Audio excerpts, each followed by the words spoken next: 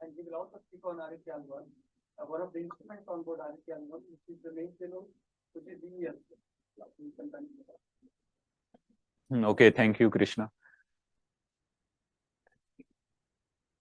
Yes, hello. So yesterday we discussed about the equations of hydrodynamics, right? And then we discussed about the applications of hydrostatic and how it can be applied to the solar corona. And then we realized that the solar corona should expand, provided there is an energy exchange between the base of corona to higher atmosphere. So there's another important aspects of fluid dynamics, and that is the waves, because the fluids doesn't stay stationary, right?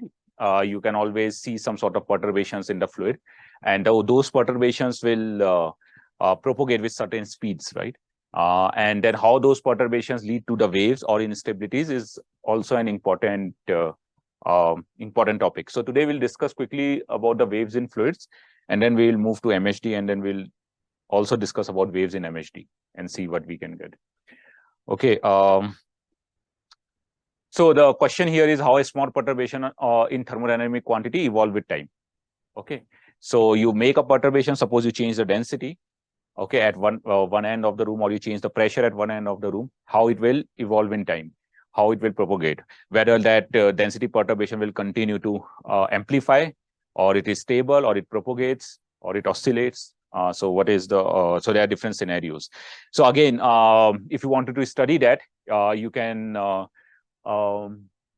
you can study it using hydrodynamic equations. The first one is the continuity equation. Second one, now you know, it is a momentum conservation equation. There's the Euler equation, and then the trick is same. You might have already been knowing it, that you assume some background quantities, assume background densities, background pressure, assume that there is no background velocity, initial velocity, assume that these are uniform as well as constant. That's the easiest assumption. We are not assuming that the background atmosphere is changing, but because then you'll get more complicated solutions, and we'll look into the more complicated solutions later on. But right now we are assuming that everything is uniform. Now in this uniform background, you introduce a perturbation. Okay, and the trick is same. You introduce a perturbation. So these are perturb quantity delta P, delta rho, delta U, and you know that you always have to assume that these perturbations are small. It cannot be very large. Okay, so when the perturbations are small, the second order terms of these perturbations can be neglected, right? Because they will be even more smaller. Delta P square, delta P, delta rho, delta P, delta U square, all those terms can be neglected. Only the first order terms should remain. I mean, that is a simple way of studying waves or studying or linearizing the equation. This is known as the linearizing the equation. So what you do is, now once you have added the small perturbation to the background, you replace these quantities with these perturbed quantities, background. So you'll get this equation. Now you can open it up, and you know that rho 0 delta U will remain, but delta rho delta U will not can be cancelled, because it will be very, very small, assuming that the perturbations are small. So you can do all those mathematics on your own, and so you get a perturbed continuity equation. So this is an equation that describe how the perturbed density will evolve with time. Okay, so this is the equation of that. Similarly, you can also get how the perturbed momentum is related to perturbed pressure, right? So that's a perturbed Euler equation. You can get this, and all of these are linearized. That is important. And of course, you can use you can also use a barotropic equation of state, assuming that P is related to rho, and then you can change this perturbed Euler equation to something like this on the right. And then of course you can take the time. The trick is same. You have two equation.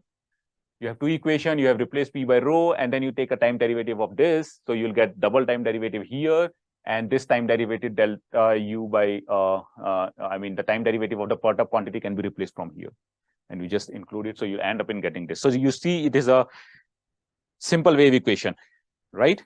You have double time derivative here, second order time derivative, second order spatial derivative, and this is something, an extra constant dP by d rho at rho equal to rho naught. This is important. Rho equal to rho naught means the background, right?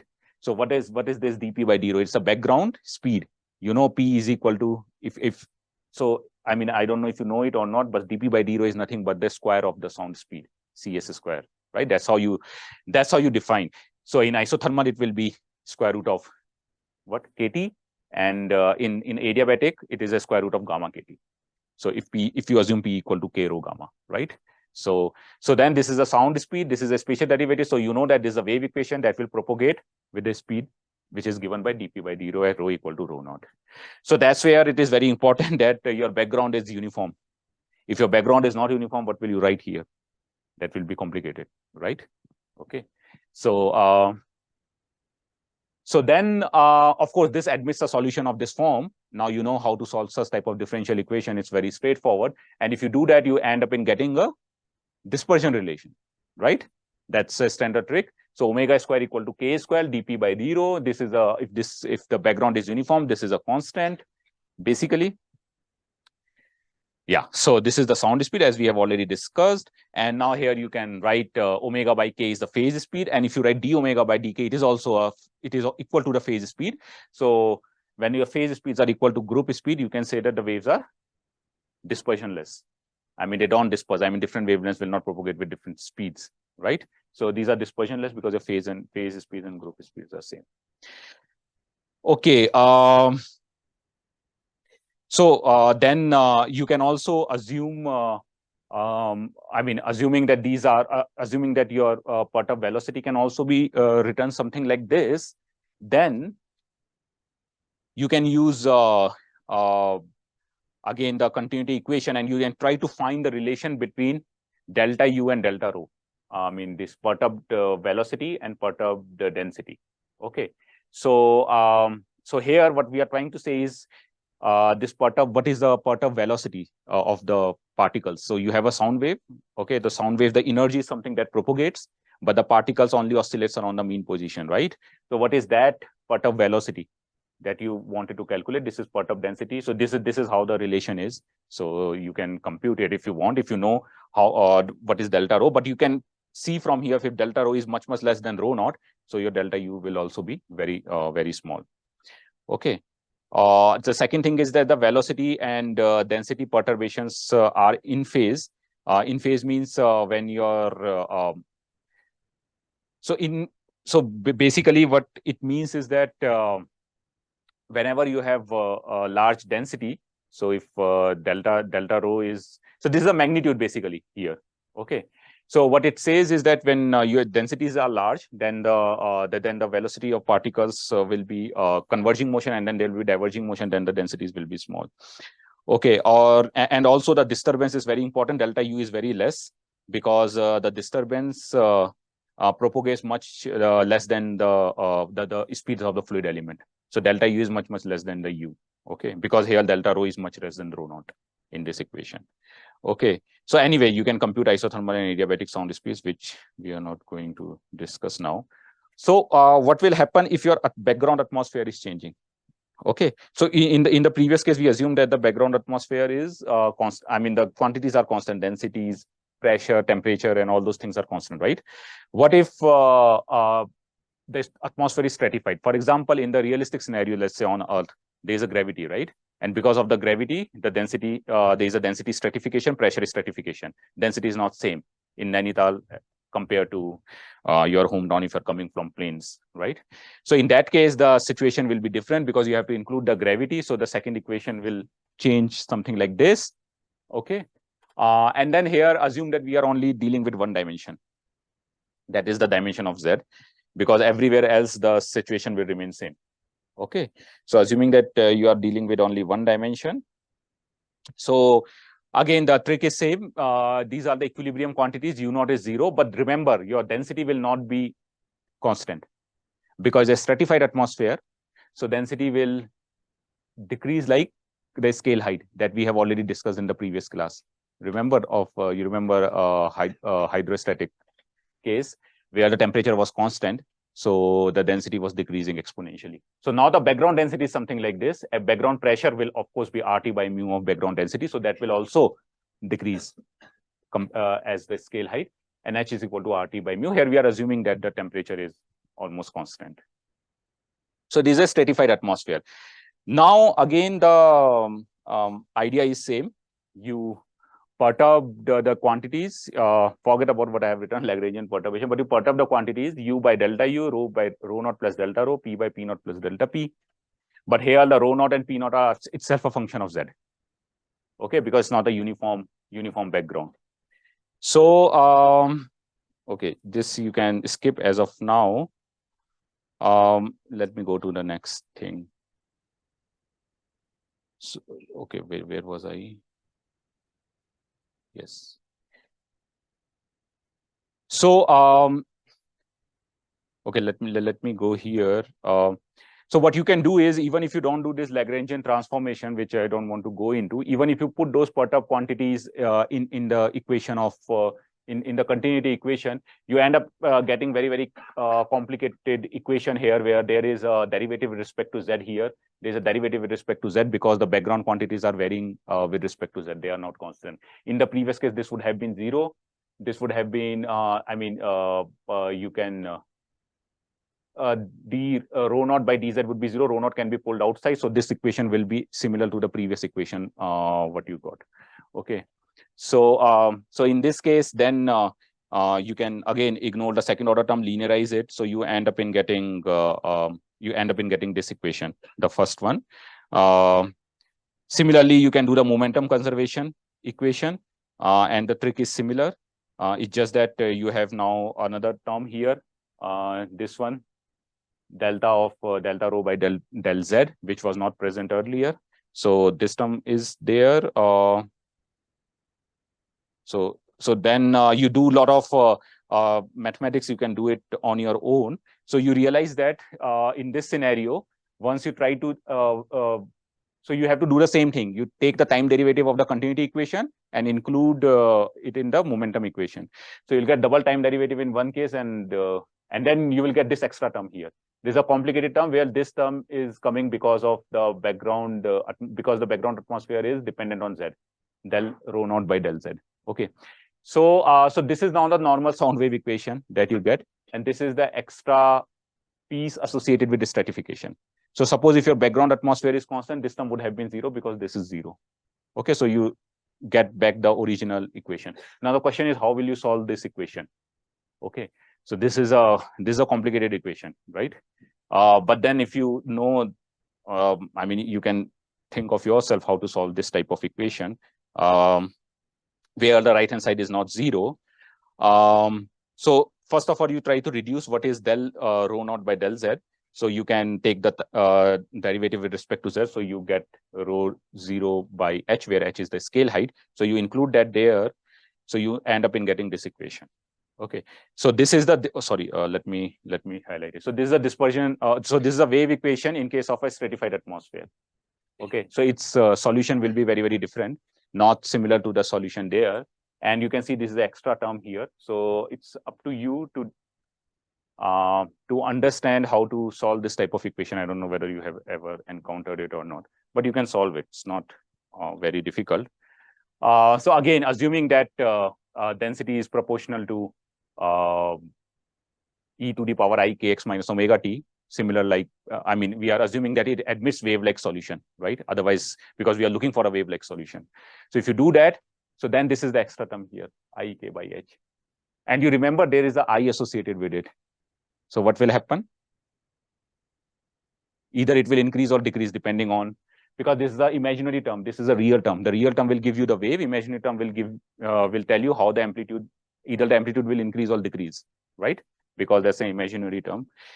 Here, so you can do like that. So the if you want the wavelengths, you can compute it something like this. But then if you include it over there, so just I wanted to calculate what is omega by k. Okay. So there are two cases here. If your omega is greater than this particular number, c by 2 of twice of the scale height. Okay. So then this entire term is the imaginary term is this, and the real part of k is something like this. Okay. So these are real and imaginary. I'm just trying to tell you what would be the nature of the solution. So the nature of solution will be something like this. This plus this. Okay. So this is a complicated solution, but you can see that there is minus z by 2h is a exponential term, which is coming here and depends on h is the scale height. Okay, so your perturbations, depending on your scale height, will either decrease or increase, right? Here, if depends on your coordinate system, if you're moving up from 0, so it should decrease. Okay, so and this is a normal wave-like solution, but is your wave speeds and the frequency. And then if so these are, of course, these waves are dispersive because omega by k is not d omega by dk is not equal to omega by k, and this has the decaying amplitude. But this can only happen if your omega is much larger than c by 2h. Okay, so basically the wavelength of wave is much larger than the scale height. It means the same thing. But then you can define a second case. Okay, this you can skip basically. Okay, so what you can do is you can again calculate what is the fluid velocity, because you know that there is a relation between velocity and delta rho, like previous case. But interestingly, when you put in the numbers, you find that the velocities will increase. The part of velocity will increase e to the power z by 2h, and the delta rho by rho is proportional to e to the power. These are proportional because I am removing the constant. So the local fluid velocity will increase with height until it becomes equal to the local sound velocity. So it will continue to exponentially increase. Okay, but then it cannot increase infinitely, because as soon as its speed, its velocity become equal to the local sound velocity, it will form shocks. And that actually happens in the stratified atmosphere, that when you have the velocity, I mean, you have sound waves, and if you compute the local velocity, then the local part-of velocity, the part-of velocities will continue to increase because the density is going down, because density is decreasing. In a way, you need to conserve the energy. So the perturbation continue to increase part-of velocity, and then eventually it will form a shock and of course dissipate. But that process is not shown here. This solution will just tell you that it will continue to increase both. Okay. So of course you can define a second case when your omega is less than cu by 2h. In this case, k is purely imaginary here. I mean, if you put those numbers there, you found that the k is imaginary. So of course you will not get any propagating waves. You will get a solution something like this: e to the power kz, e to the power I omega t, and this is the solution of the standing waves. Okay, so you won't get propagating waves there. So so the take-home message is that when you make the background atmosphere complicated, then the nature of waves changes. You get propagating and standing waves depending on whether the wavelength, how the wavelength of waves is comparable. I mean, if the wavelength of wave is more or less than the scale height, based on that, you will see either the waves propagating upward or the standing waves. And if you get propagating waves, their velocities, the part-of velocity will increase, and later on it will become equal to the sound velocity, and eventually they will dissipate. Something similar to this also happens in the solar atmosphere, but we'll not go into there when the waves travel from photosphere to chromosphere to corona. Okay. Yeah. So this second case is the case where the wavelength of waves is much larger than the scale height. In this case, you will see the standing waves, not the propagating waves. Okay, so this I think I should skip because I won't be able to cover. Yesterday, I already told you that. So the idea is same. I mean, you use these equations if you have two fluids interface. You use these equations, similar equations, but then you need to maintain the pressure continuous across the surface. So you have to use the pressure balance equation at the surface, and then you will realize that your omega by k is in some case it will be imaginary, in some case it will be real. So when you have imaginary case, you will get the fluid instabilities. Okay, but I am not going into here because this will be like too much mathematics, and I don't have time to explain it. Should I do like this? Yeah, so probably we can quickly discuss what is Jeans instability. So as I told you that until now we have been dealing the cases where gravity is because of the external object, right? But what if your gas is self-gravitating? In that case, you have to use this equation, right? Because your G is not constant. It depends on the potential, and del square psi is 4 pi G rho, basically. So rho can be derived from this potential. Okay. So in this case, again, you add the perturbation, but now you can also add the perturbation in the potential here. Okay, but probably we will ignore it. Probably I will ignore it later on. because the perturbation in potential will lead also other complications. So you are not assuming that all the density or the mass is not changing. So the perturbation is potential is probably close to zero, but you perturb other things.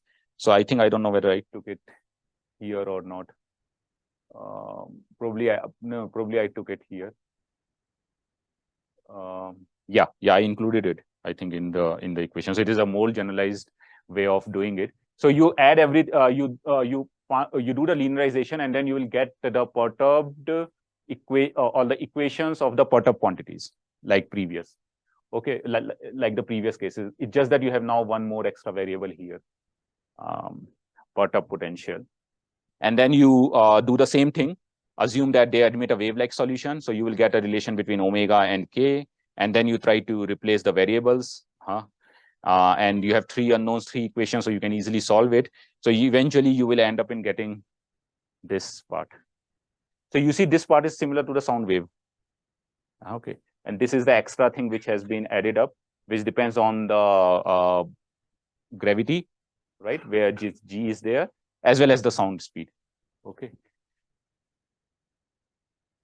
So these are the dispersion relation. And then if you want to write it, you can write that as kj. So it is the Jean's wavelength, and that is a Jean's wave number, and that is the simple wave number Cs k square. Okay. So if k is greater than kj, okay. So if k is greater than kj, then this term is positive, right, inside the bracket.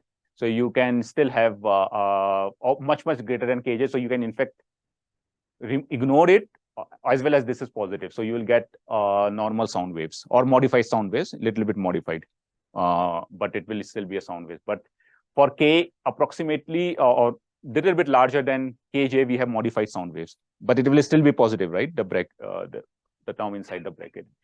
So what it happens is that the gravity leads to the dispersion of waves and a slower group velocity. The group velocity will be less. Your velocity will be less because eventually you are subtracting a positive number from there. Okay. So these are known as the modified sound waves. But then if your k is less than kj, then this term will become imaginary, right? Because or it will become negative. So omega will become your imaginary. So omega can be written as I omega, and this term can be written as something like this. Okay. So you see there is exponential increase here. I mean, now there is an instability, basically. Okay. So if there is an instability, then what will happen? The instability in perturbations, right? So what will happen? Your perturbations will start growing with time here. Okay. And the second term will dominate anyway if your k is less than kj. So you see there was a term of gravity as well as g was there. So because of the gravity, what happens? The perturbations that you made, they are growing exponentially with time, and this lead to the formation of stars, or it triggers the formation of stars also.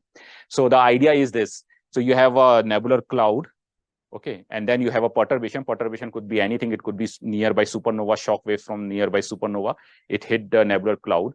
So it will compress the plasma, and it triggers the gravitational collapse, right? And that is gravitational collapse is coming from the second term kj, because it is the g is included there, and that will actually start triggering the formation of star. Of course, this is the mathematical expression. It cannot continue to grow for infinite time. Of course, at some point, your pressure inside will be balanced by the gravity, and that's where it becomes stable. And then after that, probably some nuclear burning will start, or nuclear fusion will start, and the star will become bright. So, but anyway, the idea is that you can get this type of instabilities also. All you need is a perturbation. Now, perturbation can be anything in a nebular cloud. But this can only happen if k is less than kj, right? So then you can find the wavelength also, because k is 2 pi by lambda, right? So you can find the wavelength of the.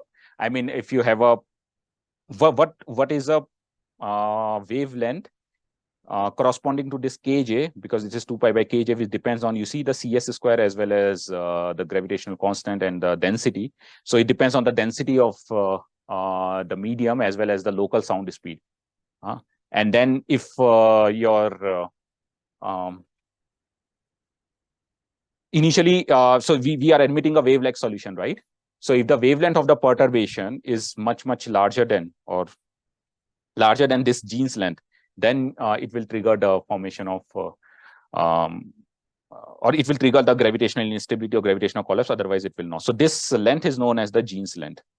And then you can, of course, if you know the Jeans length, you can calculate the mass, which is known as the Jeans mass, which is rho naught lambda j cube. Or as I said, it could be responsible for star formation or cosmological structure formation. But this is again the theory. In the realistic scenario, there could be other things in play. But I mean, you can understand it with the simple hydrodynamic equations also. Okay. Okay, I think I should. How did I give this talk in 3 hours last time? I don't know. So I think I should skip this because I do not have time. So these are the viscous flows. So I just wanted to tell you that in viscous fluid, just this is how just remember that up to here was your Euler equation, right? This is the extra term which has been added.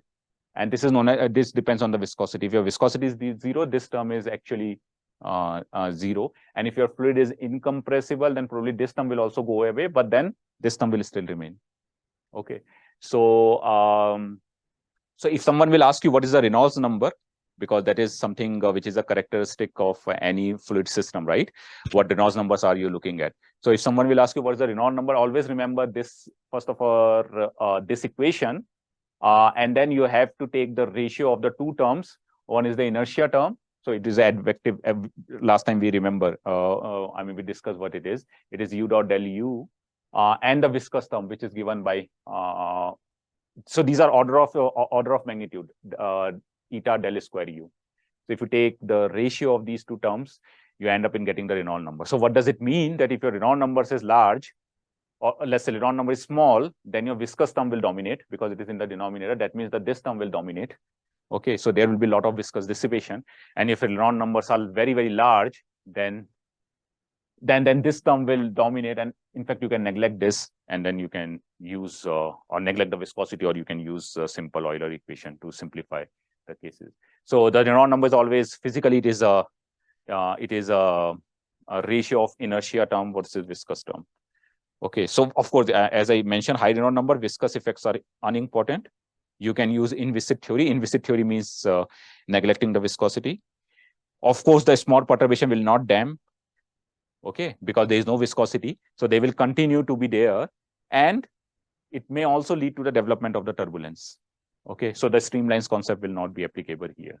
Okay, but the moment you add viscosity, then the viscous effects are important. And this is very important, that now the flow will be near reversible. This is strange, right? If you have a viscosity, it dissipates the energy, right? So why you should have a reversible flow? You can still have a reversible flow near, that's why I said near reversible, because energy is not conserved, but at least the streamlines are conserved. So if you know the where the fluid parcel is going, if it is moving in this direction, so you know its past as well as future.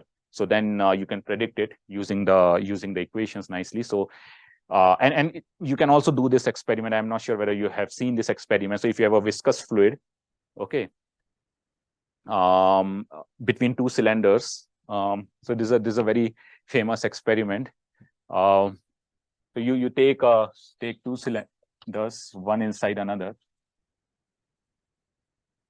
Okay, concentric cylinder, and then you fill it with a viscous fluid. Could be honey or could be anything else. Okay, and then you choose one point here, or maybe probably 2 points here, and then you start rotating the inner cylinder with a and you I mean start rotating the cylinder which is inside. So what will happen, because it is rotating, okay, the layer which is next to it will also be start rotating. But then since there is a viscosity, so here it will not rotate much, and here the layer which is next to the outer cylinder will be at rest. Okay, but then if you choose 3 points here, okay, so this point will rotate faster, this will rotate slower, and this will rotate even slower, right? Because if you plot the velocity, it will be something like this. Okay, the velocity of the inner cylinder will be like this because it matches with the velocity of the inner cylinder, the velocity of fluid next to the inner cylinder, and the velocity at the top will be actually 0. At the outer edge will be 0 here. Okay. So what will happen to these three? So if you color them, what will happen? These will also start rotating, right? Like this. Right? It will spread. Now, if it is a viscous fluid, as I said, in the viscous fluid, you can still talk about the streamlines, right? So the flow will not be turbulent, it will be laminar. Okay. It will be laminar, so they will trace a well-defined path, which is given by the streamline. Okay. So now what you have to do is, now you rotate it in the opposite direction. What will happen? In principle, you shouldn't, but if it is a very viscous fluid, this will trace back and then you will start see 3 dots back here. Okay. So that's why I said it is a near reversible flow. Of course, it is not perfectly reversible because some information would have been lost and energy would have been lost because it's a viscous here, and entropy would always be positive because I am giving energy to rotate it in this direction, and in that direction some information is lost, but the flow is near reversible. But then if it would have been a inviscid fluid, then what would have happened? There wouldn't be any streamlines here, right? So the flow would be turbulent, something like this. And then if you take it back, you will not get 3 dots back. So it is a very famous experiment with viscous effects. So viscous gas are sometimes important if you want to get back to your initial state. So anyway, this is the concept of Reynolds number. So so you see that viscous flows has certain properties. So if you, I haven't talked about the vorticity equation in the ideal fluid, but if you compute the curl of the velocity, take the curl on both sides, you will end up in getting this equation. So you see if your viscosity is 0, dw by dt is equal to del cross u cross w. And there is a very, very special property of this type of equation. Any function, if the any function is of this type, and then you can go and read about it, del f by del t plus, right? Yeah, or no, is equal to this. So if you have a function like this, okay, this should be f. Okay, then it says that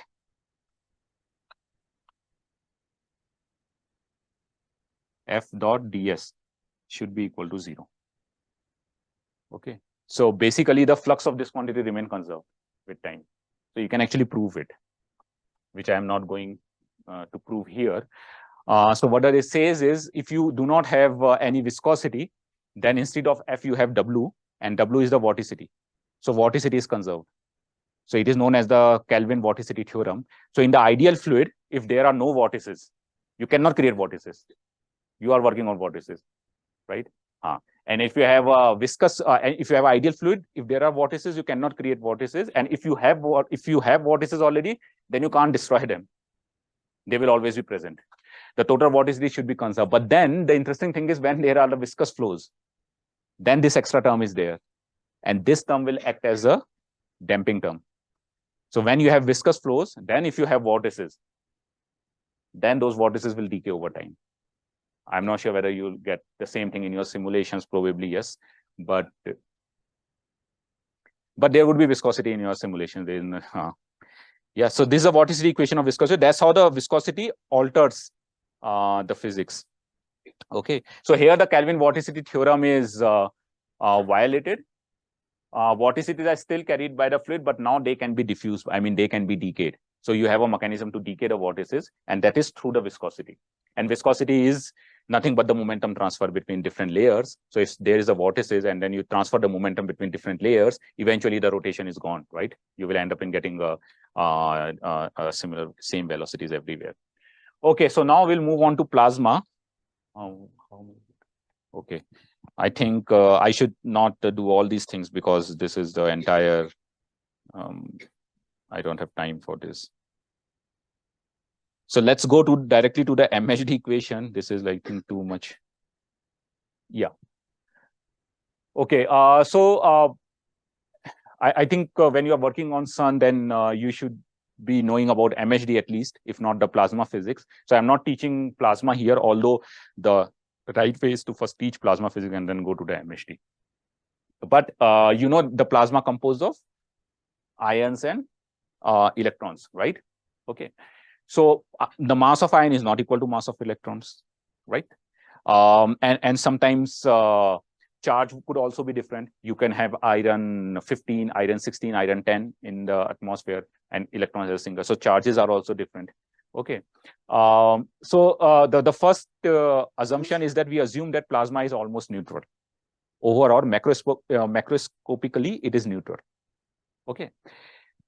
And then you can do this a little exercise on your own, that if the plasma is not neutral, then there would be very, very significant Coulomb forces inside the plasma, and then it will eventually make it neutral. Okay. And in the course, we usually teach is, I ask students to calculate this force. So you can calculate the force, you can calculate how much potential is needed. So even if you want to make difference between number of electrons and number of ions by 1%. So if it is 0, then it means it is ions are equal to electrons. But if they are not, and if they differ only by 1%, you need 6,000 volts to do that. Okay. And then you can assume 1 EV is equal to this much joules. You multiply, you make it multiply by the electron charge. It will be converted to EVs. And you then multiply it by the temperature, because 11,600 is needed for 1 EV, right? To maintain 1 EV. So then if you compute it, I'm just trying to tell you what temperature is needed to make to differ ions from electrons by to separate ions from electrons, and to make a difference by to make a difference of 1%, right? So if you compute the temperature, it would be 10 to the power 7 Kelvin. 6 to 7 Kelvin. It's very, very difficult. So it's very difficult to get to not to follow macroscopic neutrality. So we always assume the plasma is macroscopically neutral. Okay. And once it is not macroscopically neutral, there could be some imbalances somewhere. Okay. So what happens if there is a excess positive charge? So there will be the cloud of negative charge, which will surround the positive charge, right? So that is known as Debye shielding. Okay. And that cloud will have certain radius, right? So you have a plasma here.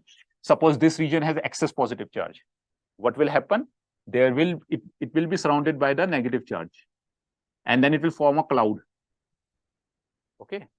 Cloud of negative charge, and this distance R is given by the Debye length, lambda D. Okay. And you see, it depends on the temperature, of course. If the temperatures are large, the cloud will be more. The cloud will be large. And if the Ne is the what is the density of electrons, and E is the electron charge. So if the density is large, then you do not need a very big cloud. You need a smaller cloud, because more electrons can be accommodated in a smaller cloud, and it will shield the positive charge, right? So that's why it is inversely proportional to the density. Okay, so even if there is charge imbalances, what will happen? The negative charge will surround the positive charge. So outside the Debye length, remember, outside the Debye length, if your length scales are larger than Debye length, outside the Debye length, macroscopic neutrality will again be applicable, right? Okay, so this makes sense. So you can say, for example, in a gas discharge, I mean, you can clear the discharge of gas using Venn digraph generator or anything, right? So in a gas discharge, you have temperature of 10 to the power 4, density is something. So Debye length is 10 to the power minus 4 meter, which is very, very small. So you can always assume it to be a macroscopically neutral. Debye length of Earth ionosphere is just 1 millimeter. Okay, so if you are looking at the processes at Earth ionosphere less than 1 millimeter, that happens at less than 1 millimeter, then you can't invoke neutrality. But if you are looking at the processes that are happening at larger scales, for example, usually ionosphere is very important for the radio waves, reflection, other things. So radio waves are meter wavelength waves. So there it doesn't really matter. It's just 1 millimeter Debye length. So what is the d by length of interstellar medium? You can calculate on your own, and then you realize where it will be large or small. Of course, it should be large. So now you know the d by length. Let me go to the so this is the important plot. So it tells you what is the d by lengths of different natural or man-made plasma. For example, ionosphere, it is 10 to the power -2. Solar corona also, it is 10 to the power -2. Glow discharge is 10 to the power -4. Interstellar medium, here it's 1 meter. So it's larger because it is not dense. And you see it was inversely proportional to the density, right? And then you have thermonuclear plasma. Their d by length is very small.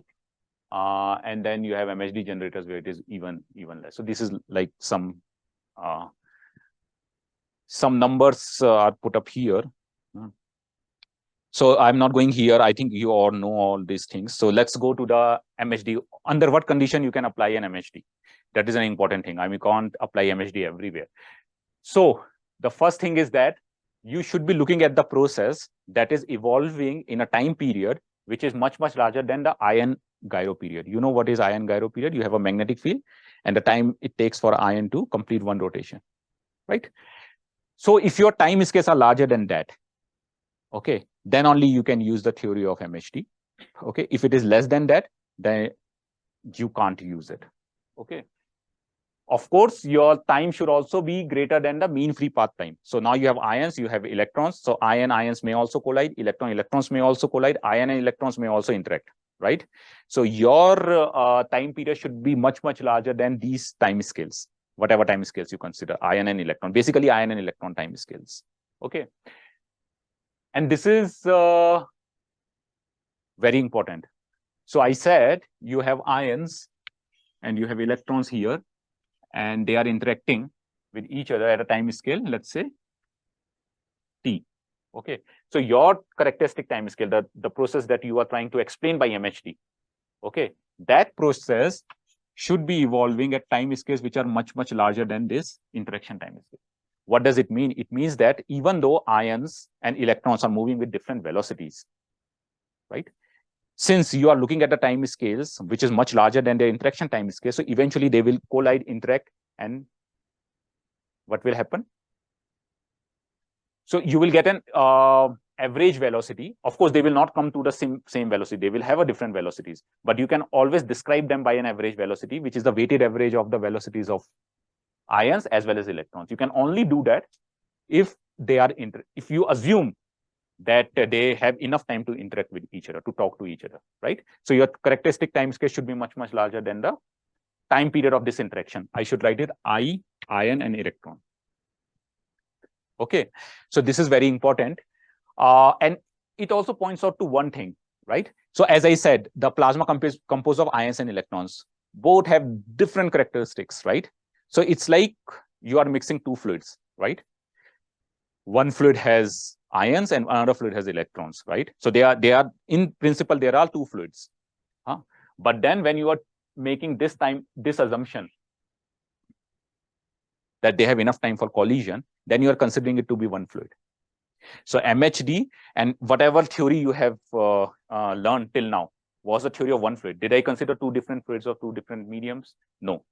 I only consider that to study the waves at the interface and to study the instabilities. Otherwise, the equations that we derived was only for one fluid. There was one density, right? d rho by dt plus del dot rho v equal to 0. Rho was one density. V was one velocity, single velocity, right? Now here in the plasma, we are encountered with two different kinds of fluids, right? Ions, electrons, and if there are n number of species, iron species, hydrogen H plus, He plus, Fe2 plus, Fe3 plus, then you have like several fluids, different type of fluids, right? They will have different pressure because they will be moving at different speeds. They will have different densities. They will have different charges in terms of if you go to the electromagnetic theory. So their Coulomb interactions, there will be Coulomb interaction that will be, so it will be more complicated. So what we do is we say that, okay, ion and electron collision time scales and our time scales, the time scales of the process that we are trying to describe by MHD is much larger than the ion electron collision time scale. Then you are assuming that it is a single fluid. So if someone will ask you that you are applying MHD in a plasma. So the velocities that we will get here is a velocity of electrons or is a velocity of ions. So what should be your answer? It's a weighted average velocities.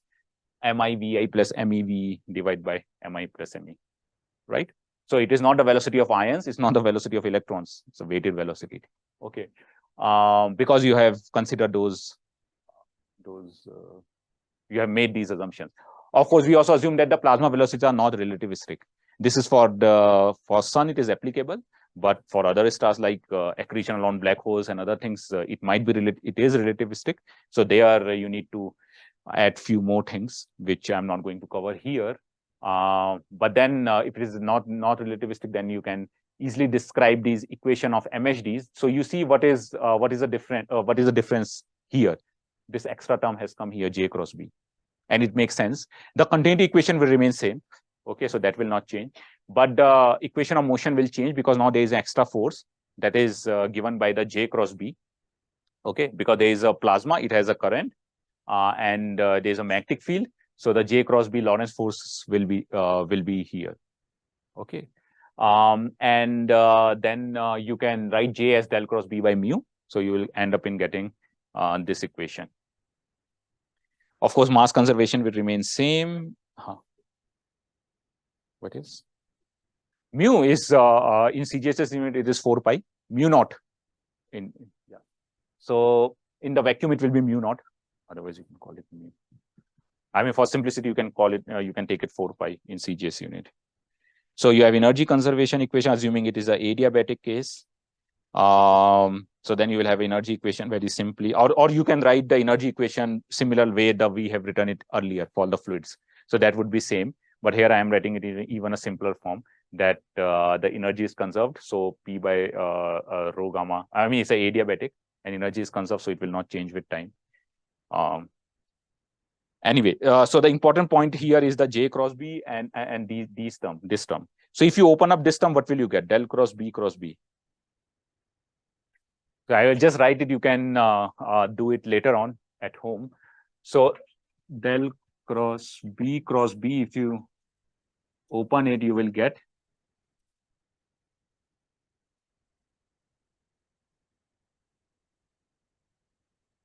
so these two terms will remain. Of course, you have to assume that del dot B is 0. You will, if you expand it, there will be a lot of term containing del dot B. So you assume that that is 0. So you'll end up in getting these two terms only. So this term del B square by 2 is coming, right? And there is another term here, minus del P, gradient of P. And this is also here, del B square by 2. I mean, I'm hesitating to say is gradient because it is not really. These together combines to form a Maxwell stress tensor. But assuming that these two have similar nature, so you can combine these two, right? So you can write it as del P plus B square by 2. Of course, there is also mu naught there, right? So there will be mu here, which I have ignored. So can you see that there is one extra term which is adding up with the pressure? And on the first day, you asked this question, someone asked this question, where this B square by 2 mu naught is coming for magnetic pressure. That's how it comes. You have to open up. So these are the Lorentz forces. But what is the second? What is this term? B dot del B. This is also present, right? It cannot be combined with any other term here. Okay. I mean, if you do it in the polar coordinate, it can be, but assuming that right now it is not very straightforward to combine with any other term here. So this is known as the magnetic tension, basically. So you see what is happening here. So it is the gradient of B in the direction of B, right? So it means that if you are moving along the magnetic field line, and if you see a change in the magnetic field, then this term will be non-zero. Now change can happen either two ways. Either a magnitude is changing, or the direction is changing, exactly. So if you have a coronal loop, assuming the magnitude is same and only the direction is changing, so then also if you move along the loops, or if you move along the magnetic field line, its direction is changing. So again, this term will be non-zero.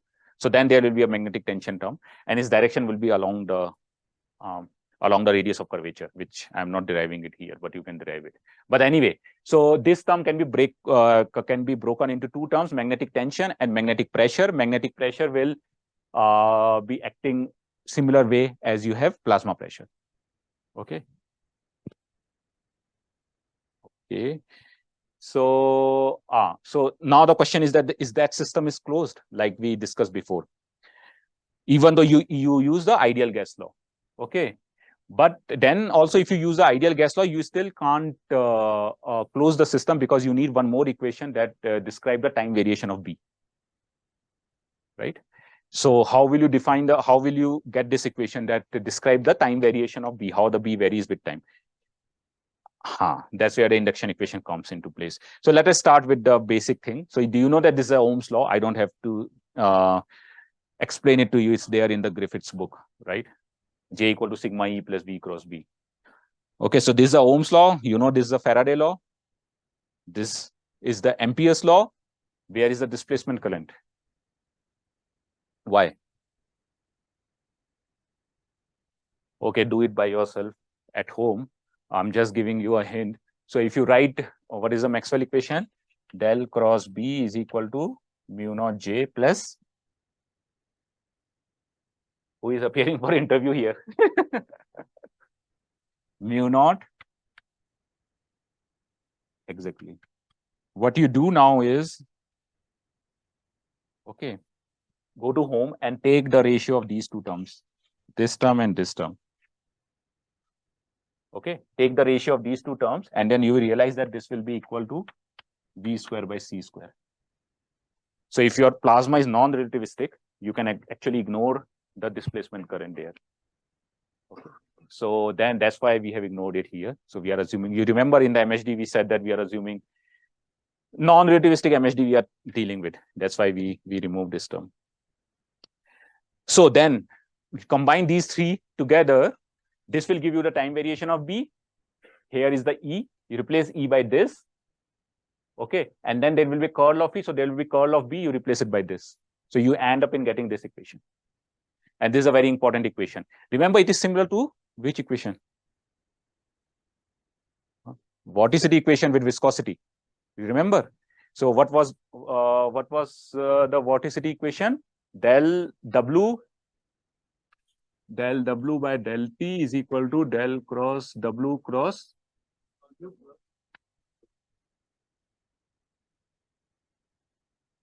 just a minute, yeah, plus, okay, now it is the similar thing. Instead of in case of W, sorry, I have to do like this. So in case of W, you have B. So what does it mean? It means that d by dt of, okay, I have removed it, B dot ds will be 0, right? This is a common property of any vector that you take. And for this, the Nobel Prize was given to L1 for deriving this, although it was previously derived by Lord Kelvin long time back. But anyway, so this is the magnetic analog of Kelvin vorticity theorem, basically. Instead of vortices, you have magnetic fields. By the way, what is so why is that your magnetic field is behaving like the vorticity? There is a very, very important properties of these two quantities. Can anyone tell? So what? Think more. Think more. Sorry? Divergence? No, not necessarily divergence of vorticity will be 0.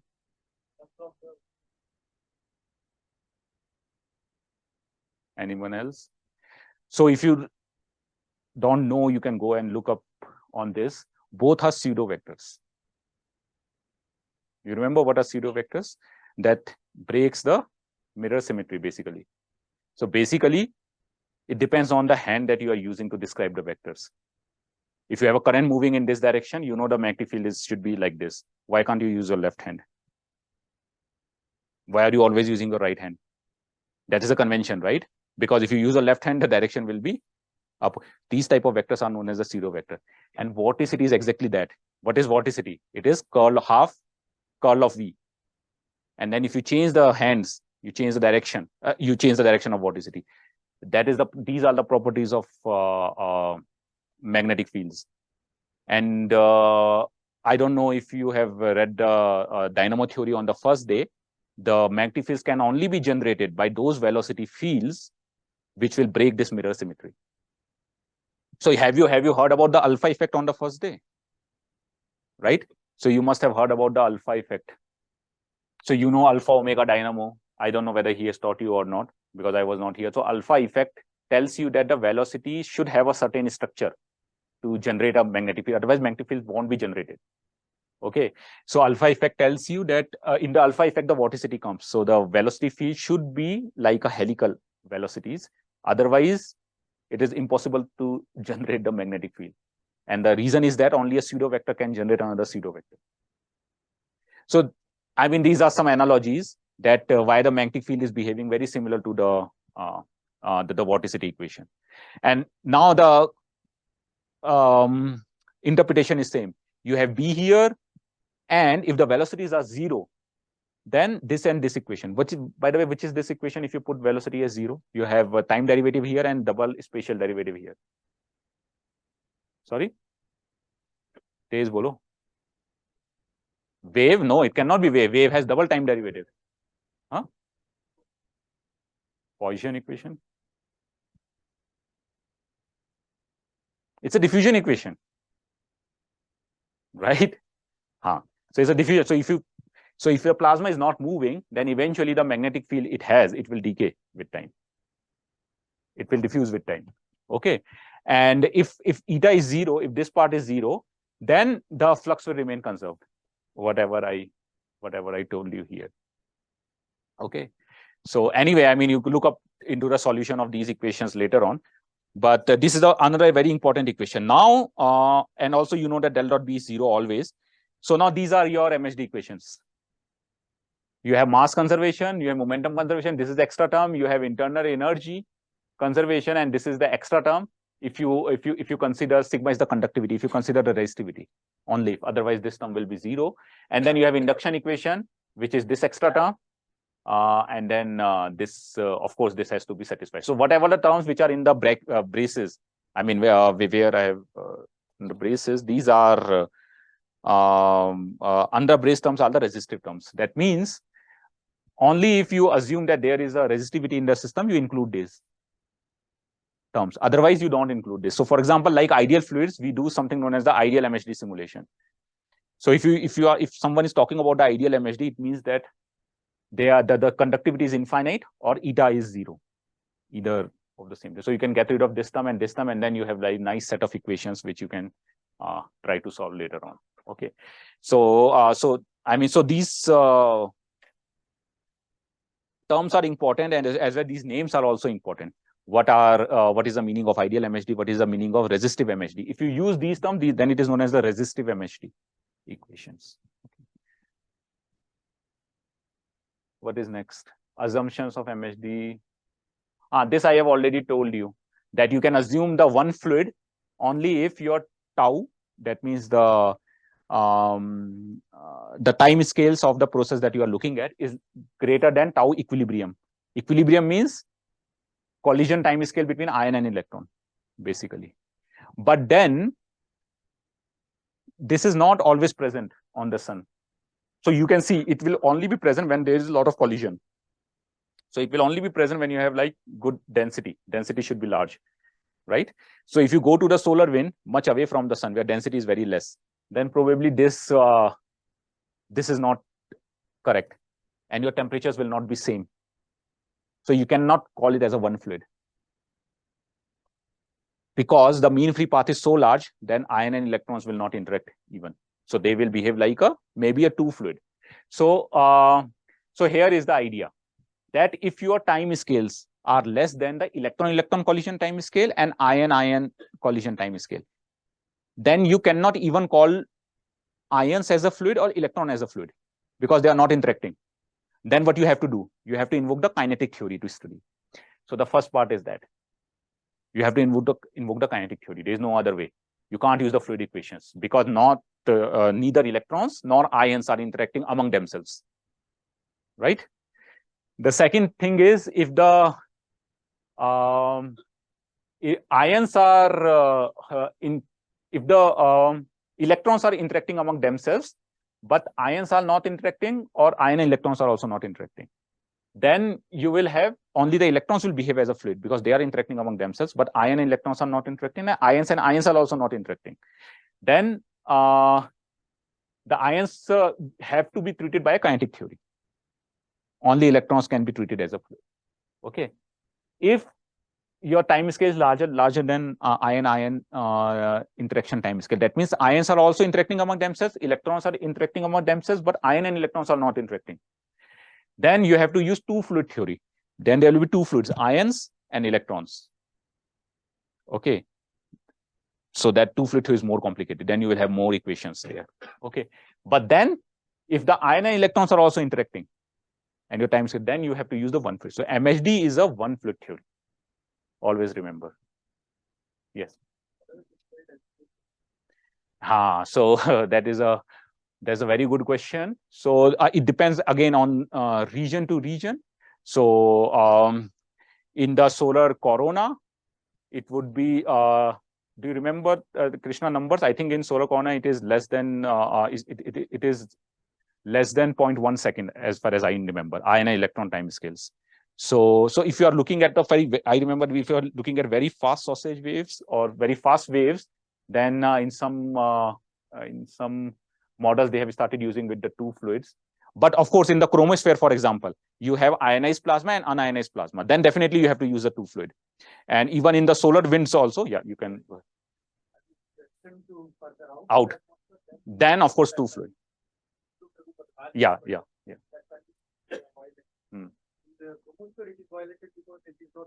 Fully ionized, yeah. Right. Okay. Okay. The second thing is that the length scale should be large anyway. I told you. Okay. Because it has to be larger than the d by length scale, but the time should also be larger than the equilibrium time scale. So it is a low frequency phenomena and applicable only on the large length scale. So before you apply MHD, you have to ask yourself what questions you are asking, what problem you are solving, whether the length and characteristic time scales of those problems are larger than these time scales or not. If yes, then you can use MHD. If not, then you may not be able to use. Yeah, this I have already told you. For this, he got the Nobel Prize. Yeah, so here it is. I have written some numbers here. So MHD is applicable at nanometer scales. If you are looking, if you are dealing with the semiconductors, and in the galactic arms, you can still use MHD when you are dealing with the scales of 10 to the power 21 meters. So you can compute, you can then change it to parsec or megaparsec. And then this boils down to the first image of the galaxy that I have shown, whether you can apply MHD to galaxy or not. Yes, you can, provided you are dealing with these length scales at least. Okay. Similarly, you can compute for solar corona. What is this ratio of second and third term? Okay, so like Reynolds number in the fluid, you have magnetic Reynolds numbers also, right? So if you take the ratio of second and third term, you will again get LV by eta. In case of magnetic in case of simple Reynolds number, it was LV by mu, where it was viscosity, right? Here, instead of that, you have, so basically it is again the ratio between the resistive terms and the advective term or the inertia term. Okay, in ideal MHD, you have magnetic Reynolds number much greater than 1. And this is constant, as I have already told you. That means like vorticity flux in ideal fluid, the magnetic flux through surface with infinite conductivity remain constant. So the magnetic flux is not going to change. Okay. So there is another advantage. Suppose you are dealing with a very large scale system, astrophysical system, not the laboratory plasma. What will happen? L is very large. Okay. Or this term varies as inverse of L. Right? This term varies as inverse of the square of L. So which can be ignored? The second one. So that means if you are dealing with the astrophysical plasmas, okay, so you can ignore the second term. That means flux is always conserved, almost always. Okay, so, and that is a very important consequence, that the flux is conserved. That means that the plasma, the magnetic field is freezed in the plasma. What do I mean by this? And I think this is a important, probably the last concept that I should tell you. Okay. So it means that suppose if you have a magnetic element or the plasma element like this, and there is a magnetic field passing through, it's a magnetic flux passing through this plasma element. Suppose you did something and this plasma element is like distorted, something like this. Okay, so the magnetic field cannot remain like this because the it has to be conserved, right? Provided the conductivity is infinite, all the length scales are large. Okay, so then the magnetic field also has to go something like this. Okay, so it means that if you displace the plasma, magnetic field is getting displaced by it. So, or vice versa. So it means that the magnetic fields is, or the magnetic field is frozen in the plasma. So that is known as the flux freezing theorem. I mean, this is also known as the flux freezing theorem. This is very important if you look into the solar plasma, let's say in the solar corona, where I'm assuming that the conductivity is infinite, then your flux is freezed in the plasma. You can make this assumption. Okay. Yeah, so this is, so the Kelvin, so this is an analog of Kelvin vorticity theorem, basically, nothing else. Okay, so in the Kelvin vorticity theorem, what was freezed? Vortices were freezed in the fluid element. And here the magnetic field is freezed in the plasma. It's one or the same thing. Okay, so this I have already told you. When the system size of system is large, then the flux freezing is applicable quite well. And that is the difference between the laboratory plasma and astrophysical plasma. In laboratory plasma, doesn't matter whatever you do, this term will always dominate because length scales are small, right? So it's very, very difficult to get any ideal MHD processes in laboratory plasma, because if you start with a plasma, eventually it will decay because the first term, because the Reynolds numbers are much, much smaller. Either you have to make a very big laboratory, or you have to design a way to reduce the eta, where eta is the resistivity, or you have to make it somehow infinitely conductive, which is also not very easy. So in the laboratory plasma, it's very, very difficult to replicate what is happening in the astrophysics. And that's why astrophysics is important, because it tells you a very different perspective of plasma physics, a different end of plasma physics, which may not always be replicated in the laboratory plasma because of this Reynolds number constraint, right? Okay, so here the magnetic field will diffuse, and this is a scale of diffusion. You can, I mean, these are very straightforward. You can compute it on your own. Okay, so yeah, so I think I should stop. I should skip all this. I think this, I think Dipankar has already told you about these magnetic extrapolations. I don't know whether, yeah, something like that he must have told you. So I will just quickly describe what are MHD waves, because we have talked about waves in fluid. It is important to extend this concept to when you have magnetic fields, what it would be, right? So these are MHD waves. So assume a uniform magnetic field along z-axis. Of course, previously we were assuming uniform density, temperature, pressure. Now we have to assume a uniform background magnetic field also. Everything is uniform. So we are dealing with a simple situation. And then you have plasma pressure, density, temperature, ideal MHD, so there will be no energy losses, no energy gain. We are ignoring all the resistive terms, viscosity, resistivity, everything is ignored. Assume there is no gravity, because that will make your life even more complicated. Remember, in the sound wave, it made complicated. So if you add it here, in addition to magnetic field, it will be even more complicated. Okay. So now idea is same. You do the linearization, you know the equations, add, perturb it, do the linearization. Okay. So the first equation will be same because the continuity equation. Second equation, there will be perturbed magnetic field here. Of course, this is after linearization. Okay.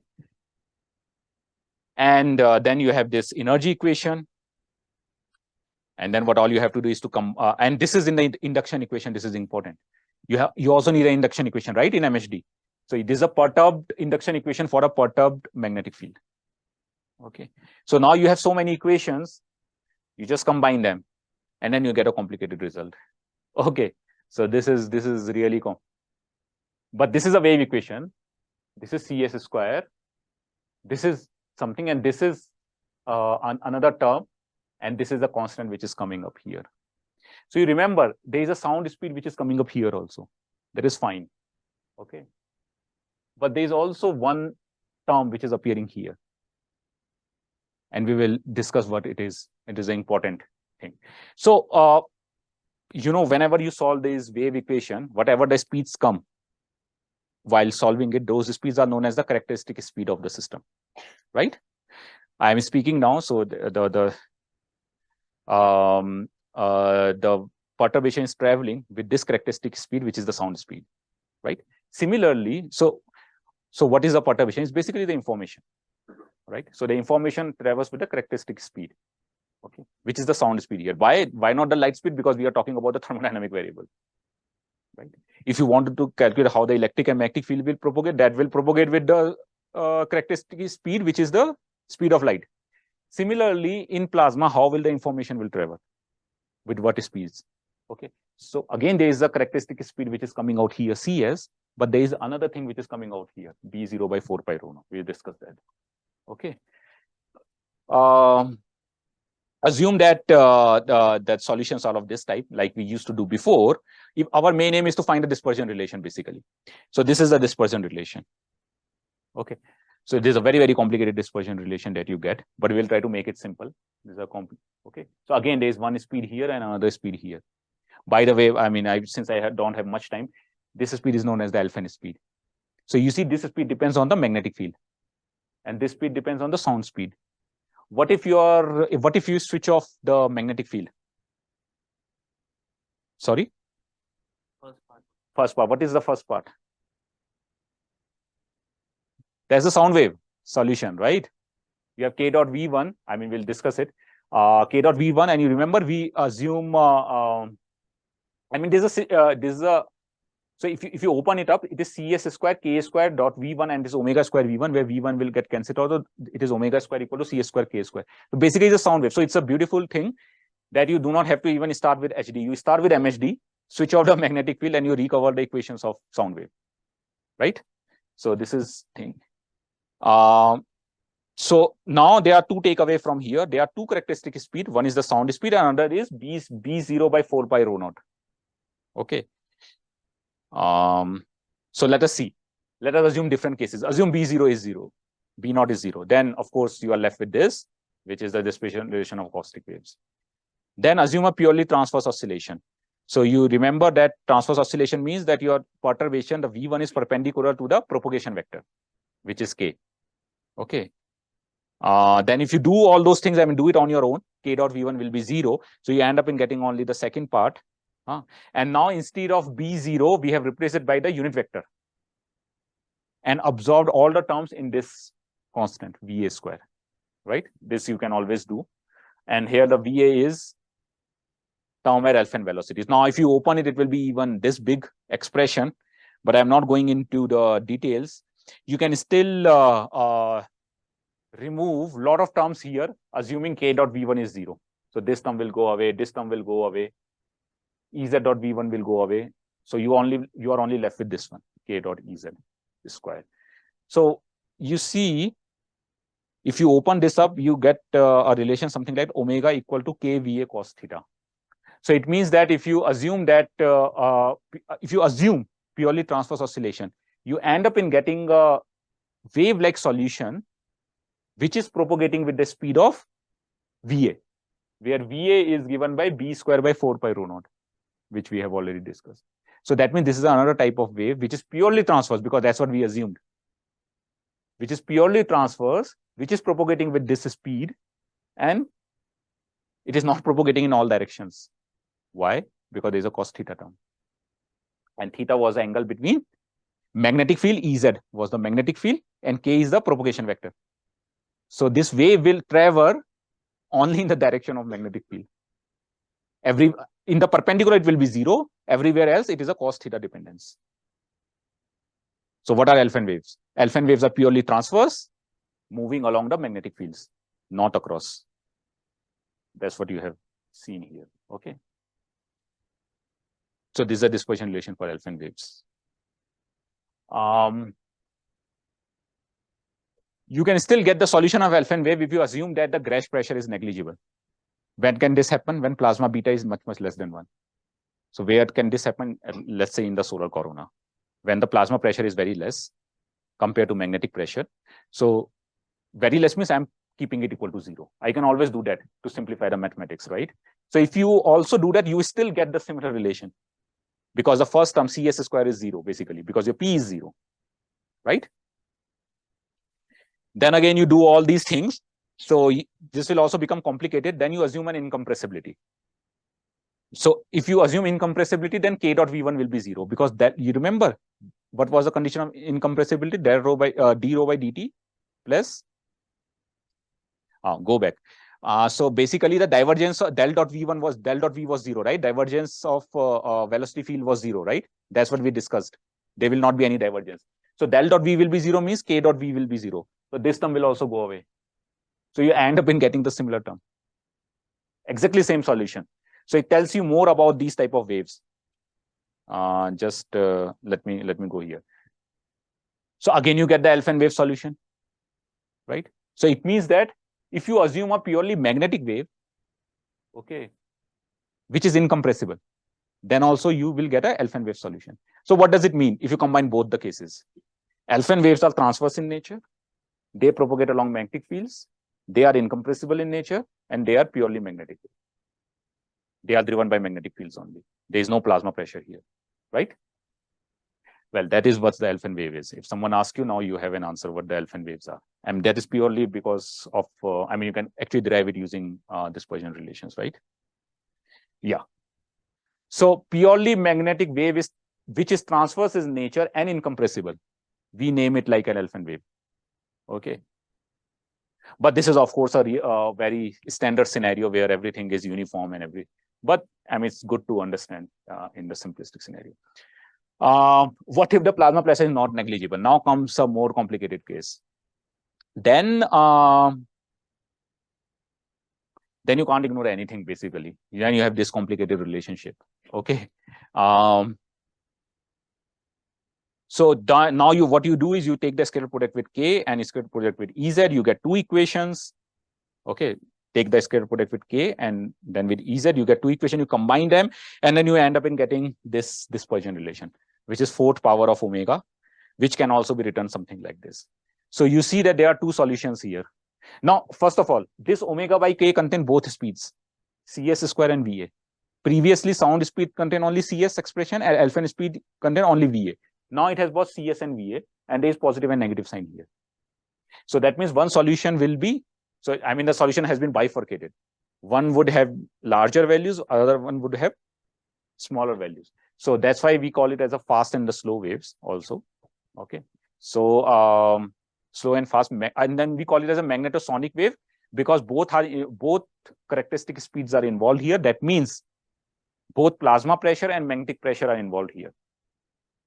In Elfman wave, it was only magnetic fields. It was only magnetic tension. In sound wave, it was only plasma pressure, was the restoring force, basically.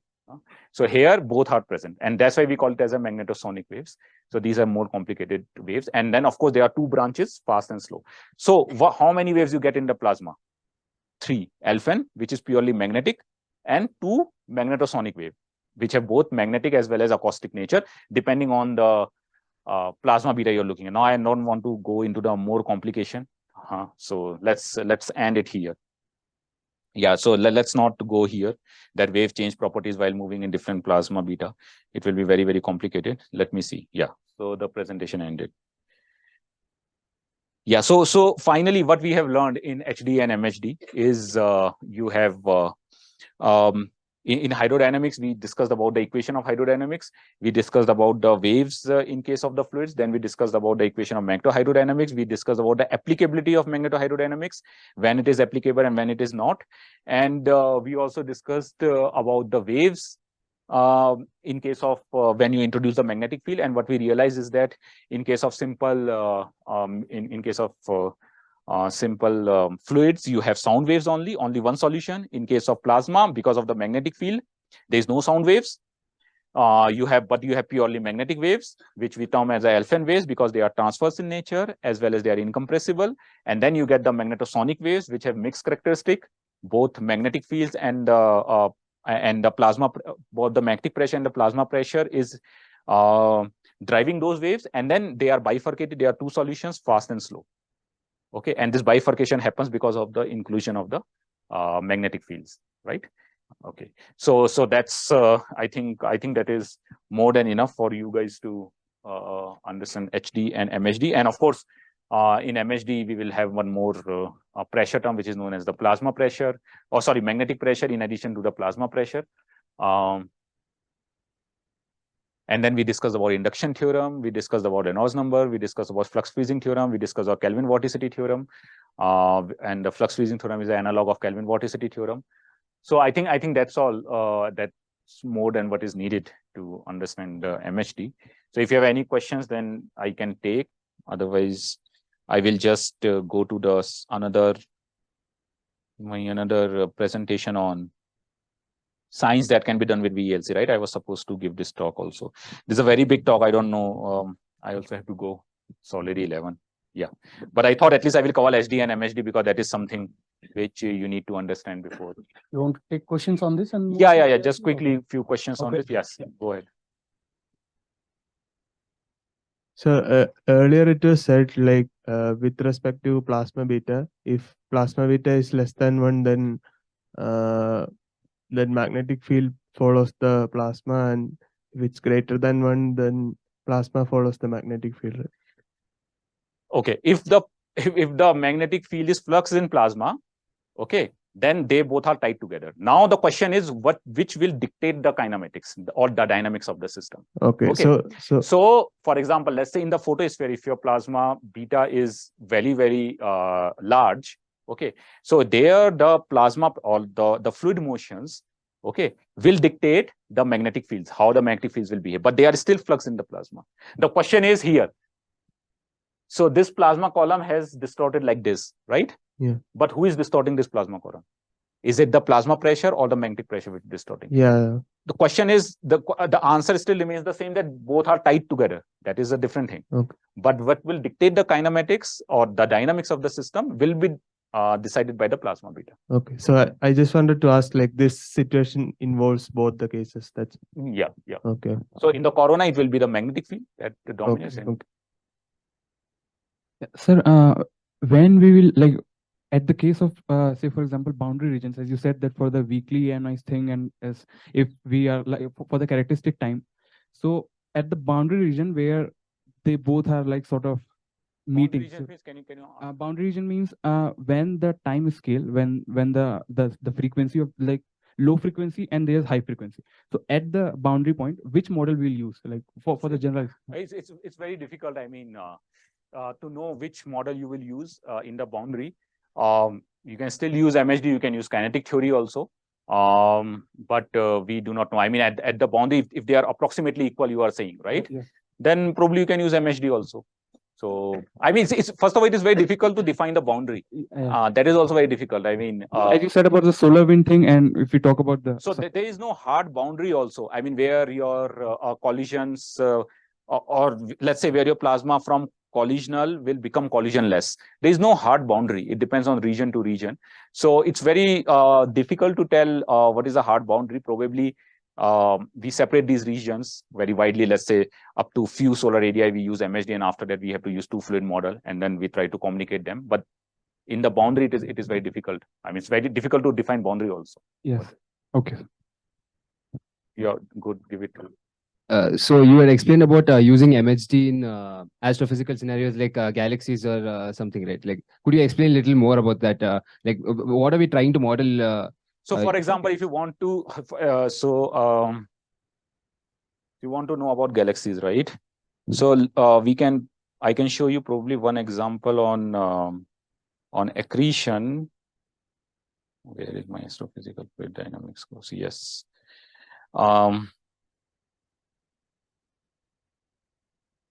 Let me see if I have. No, not here.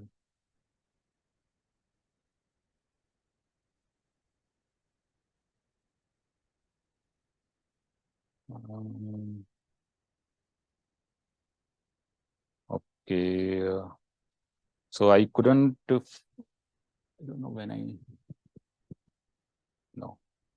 It must be in the third lecture.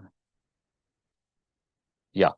So let us say you wanted to study the accretion, right? So so for example, you have a black hole and black hole accretion. Okay. So now this accretion dynamics can be very well modeled with the hydrodynamic equation of motion. I mean hydrodynamic or the fluid dynamics equation. So here is like one example where you use the fluid dynamics equation, simply fluid dynamics equation, to arrive at the solution here. And this is the, and if you solve the solution, you get the solution of the spherical accretion or the spherical solar wind also. And both are the same thing. So so let's say black hole accretion, you can apply these fluid mechanics, as well as in case of galaxies also, you can apply how the galaxy spiral arms are formed, how they behave. Or someone was saying yesterday that the galaxy collisions was modeled using machine learning on the fluid. So all these things you can study, and that is a hydrodynamic case. But if you include the magnetic field, of course, you can apply the theory of MHD also in accretion too. And people have been studying, for example, GR MHD model, general relativity hydrodynamic model, to study the accretion around the black hole and yeah, other astrophysical objects. So primarily in like just the bulk motions of the galaxies we used. Yes, as I told you, you can only apply the fluid description when you have enough particles in hand, as well as your length scales are larger than those, or in MHD, your length scales are larger than the d by length scales, or your collisional or the mean free path, and the collisional times are larger than the collisional times. So you calculate all those things in your galaxy, and then only you can apply the theory to those, or you can apply the MHD to those processes. So as you said, yes, the bulk motion can be studied, but not the individual motion. If you want to study one star, how it is, then probably you won't be able to do that. But as galaxy as a whole, all accretion as a whole, you can always study. Okay, thank you. Yes. Okay. So in MHD, you have told that the plasma velocity has to be non-relativistic. The assumption you have made. In general, if it becomes relativistic scenario, then what will be the changes that we have expected from? So first of all, your displacement current will be added, and then your induction equation will be modified. So there are a lot of other problems, and Lorentz factor will also come into picture. The gamma, the Lorentz factor will also have to be included in the equations. So all those things we have put as ignored it, or you have put as 1. So as to simplify the equation. If you want to know what exactly will be the relativistic MHD, I mean, you can look it up over some books where, but the driving equations are these. It's just that you start adding a few more complications. Possibly in MHD, most important, you can't ignore the displacement current then. Yeah. Yeah. Thank you. So, yesterday we talked about incoherent emissions, which were gyrosynchrotron emission and gyroresonance emissions. Just when did I talk? Not you. Okay, someone else. Okay, I forgot it. I thought that I told you. These are the emissions by our sun only, and these emissions are either mildly relativistic or highly relativistic. We can't model them using MHD at all. No, those things are not MHD. So what I think in the radio talk you because those gives a radio emission. So those are actually the emissions of the. I mean those comes because the electrons gyrating along the magnetic fields. So that is a completely different process. What you are talking about is the radiation, right? This is a radiation which is coming. But those things you can't model with MHD. I mean, there is no point in modeling. I mean, that is not even a problem of MHD. What will you solve from that? Say in MHD, what are we solving? We are solving for the velocities, magnetic fields, densities. Okay, how these evolve in time. But here you are looking at the radiation, right? Electron emission, but we are not modeling electron and other things using MHD. So those are just the radiation. So this cannot. I mean, this problem is not even suitable for MHD. The emission mechanism is still at particle level. Yeah. But the dynamics which you are modeling is with MHD. Yeah. More questions?